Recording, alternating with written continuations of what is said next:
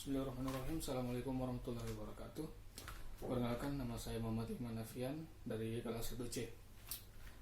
Kembali kita bertemu lagi dari video sebelumnya. Saya membahas sistem pencernaan pada ternak unggas.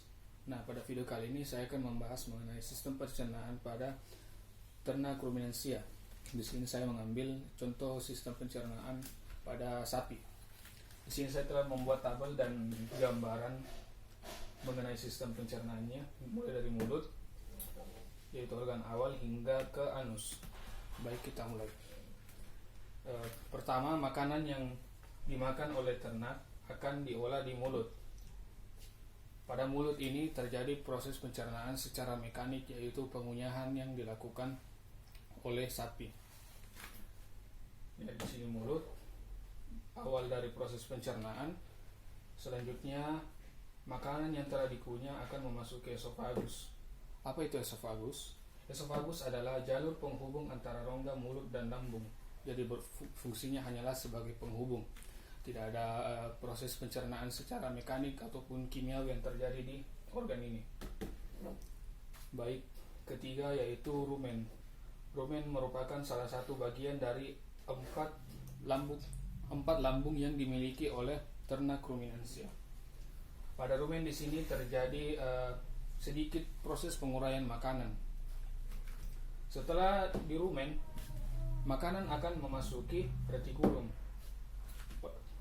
Hasil proses rumen akan masuk ke retikulum. Makanan akan dibentuk menjadi bolus-bolus atau gumpalan-gumpalan. Makanan akan dibentuk menjadi bolus-bolus atau gumpalan-gumpalan yang kemudian akan didorong kembali ke mulut hewan ternak untuk dikunyah kembali. Proses ini dikenal sebagai proses mengolah biak. Baik, ke organ selanjutnya yaitu omasum. Setelah makanan dikunyah, kemudian hasil kunyahan makanan tersebut akan memasuki omasum. Di sini terjadi proses pencernaan secara kimiawi oleh kelenjar enzim dan mengurangi kadar air.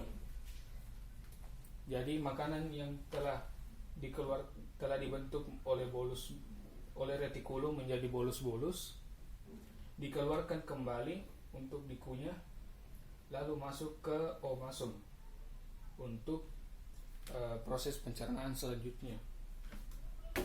Organ keenam yaitu abomasum.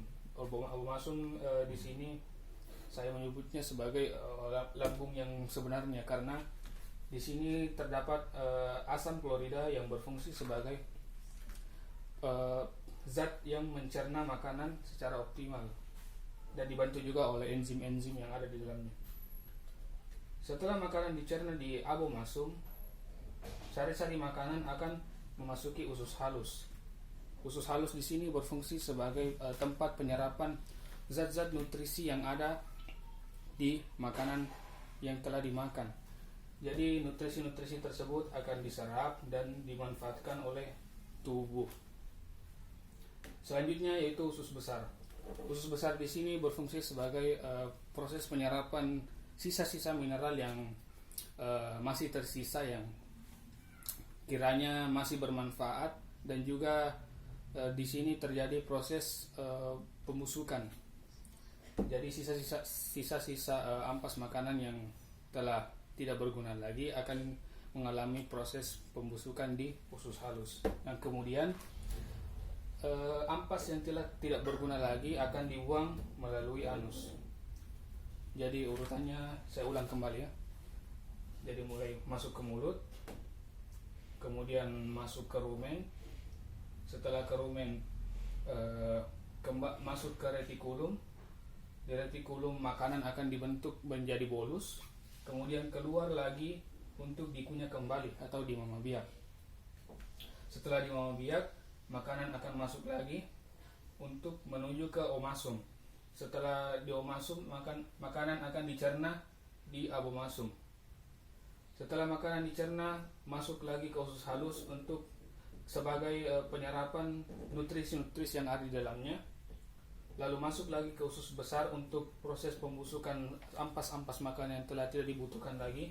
dan penyerapan sisa-sisa garam, mineral ataupun air yang kiranya masih berguna, lalu sisanya akan dibuang melalui anus. Baik, itulah pemaparan materi yang sempat saya sampaikan. Kurang lebihnya mohon dimaafkan.